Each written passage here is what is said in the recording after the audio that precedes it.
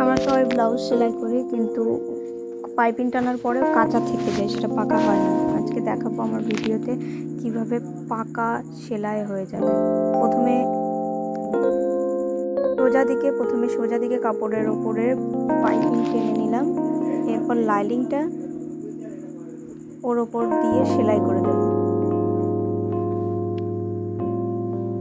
এই যে সেলাই হয়ে গেল, ভালো করে টান রেখে সেলাই করতে হবে। সেলাই হয়ে গেলে এবার লাইনিংটিকে উল্টে দেব। উল্টে ভালো করে নখ দিয়ে সমান করে নিলাম। এরপর সোজা করে ধরে এভাবে ধরে আমি সেলাই দিয়ে দিলাম। এর উপর লম্বায় চাপ সেলাই দিয়ে দেওয়ার পরে দেখো এবার সেলাইটা পাকা হয়ে গেল।